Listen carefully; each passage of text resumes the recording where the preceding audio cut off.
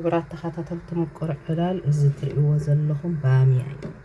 ባሚያ ንፀብሒና ንጥቀመሉ ነይርና ሎም መዓልቲ ግን ንምንታይ ከም ዝጠቅም ክነግረኩም ከምዚ ጌርኩም ትቆርፅዎ እዚኣ ባሚያ በመልእክታት ትሪእዋ ዘለኹም ኣቢልካ ወላ ካብ ዝደቅቁን ትቆርፆ ኢኻ ሽዑ ኣብ ከምዚ መስተይ ማይ ማለት መስተይ ማይ ዝምሽ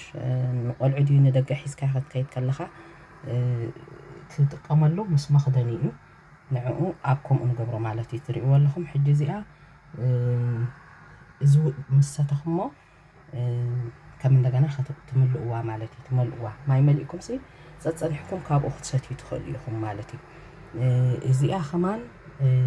ከምኡ ንኣብነት እዚኣ ተቐርዲዳ ደላ ኣብዚ ጀክ ክገብሮ እየ ማለት ሲ ነዚኣ ብዓባያ ከዓ ቀርዲደ ኣብኡ ከእትዋ እየ ማለት እዩ ሕጂ ንብዝሕ እንድሕር ኮይኑ ንብዝሕ 2-3 ሰብ ትውስኽሉ እንተዘይኮነ ግን ከምዚኣ ባሚያ እዚኣ ሰለስተ ከምዚኣ ሓንቲ ቆሪፅና ከም ዝደረኣኹኹም ንኣብነት ሲ ቆሪፅና ኣብ ከምዚ ኣብ ዝኾነ ካብዘን 3 መትሓዚ እዚአን ዝኾነ መኽደኒ ዘለዎ ኩለን መኽደኒ ኣለወን ሕጂ ንኣብነት ክትከድኖ ኣለካ ግድን እዩ እዚኣ ጀክ ረኣይዋ ምስ መኽደኒታ እያ ሰፋያ ውን ኣለዎ ረኣዩ በዚ ብኡ ተሰፊኡ ከይደኸምካሲ ብኡ ቅዳሕ ኣቢልካ ክትሰቲ ትኽእል ኢኻ ማለት እዩ ምስ ሰፋያ ድሌካ ወላ ገለ እዚ ግን ማንካ ውን ገለ ኣብቲ ኣፉ ግብር ቢለ ነቲ ማይ ዘቂቆ የውፅአ እየ እዚ ከዓ ብከምዚ እንድሕር ትሰትዩ ኮይንኩም ከዓ በቲ ኣፍኩም ባዕልኹም ውን ክትደፍእዎ ትኽእሉ ኢኹም ሕጂ እዚ እቲ ማይ ምስ ገበርኩምሉ ንኣብነት ምሸት እንድሕር ጌርኩምሞ ረኣዩ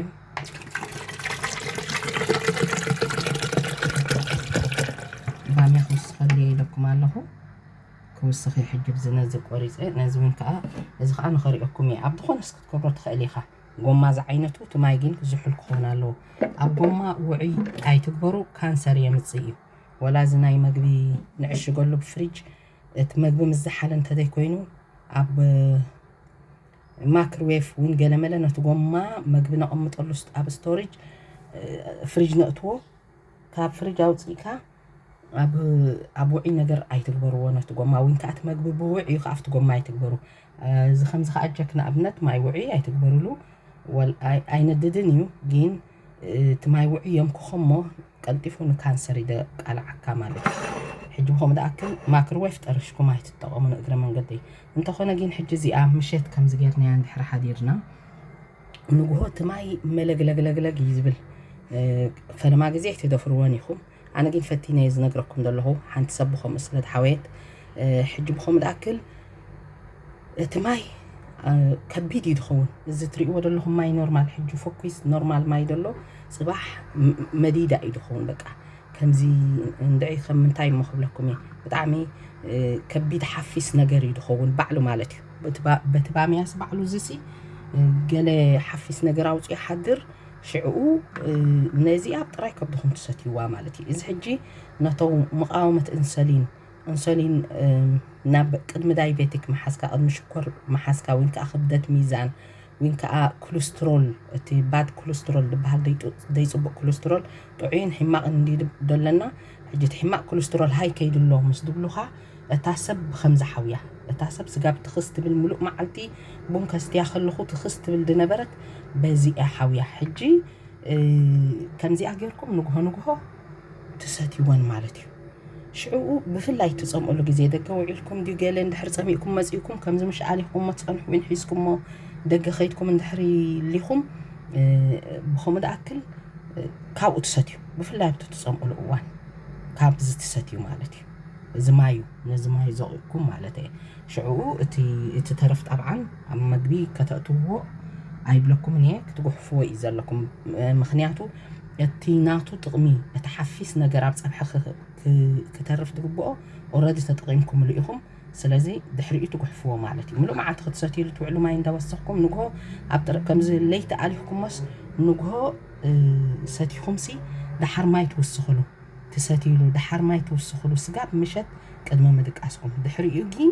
ከተብሉ እዩ ዘለኩም ማለት እዩ ክትጉሕፍዎ እዩ ዘለኩም ሽዑ ከም እንደገና ከዓ ተኣልኩ ማለት እዩ ብከምዚ ሰብ ዝሓወየ ብዙሕ ስለ ድረኣኹ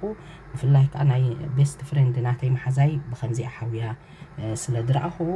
ኣነ ከዓ ሸር ክገብረኩም ኢለ ግን እቲ ማዩ ሓፊስ ይድኸውን መቕረት የብሉን ተፀሚምካ ንዕን ተሰቲኻየን ድሓር ክትሎም ዶ ኢኻ ማለት እዩ ኖርማል ይድኸውን ማለት እዩ ስለዚ እዚኣ ሸር ክገብረኩም ደልየ ብዛዕባ ፅምዶ ናይ ፅምዶ ቅነ እዩ እዚ ዝዛረበ ኩሉ ዘለኹ ቋንቋ ኤርትራውያን ንትግራዎትን ስለ ዝዛረብሉ ንክልቲኡ ይጠቅም ምክንያቱ ክልቲኦም ንስርዓት ደርጊ ተቃሊሶም ተዓዊቶም እዮም ሕጂ ከዓ ፅምዶ ዕዉት ከም ዝኸውን ብጣዕሚ በዓልቲ ሙሉእ ተስፋ እየ يغني لنا أول سعيد جقنا عندين حونا برهاني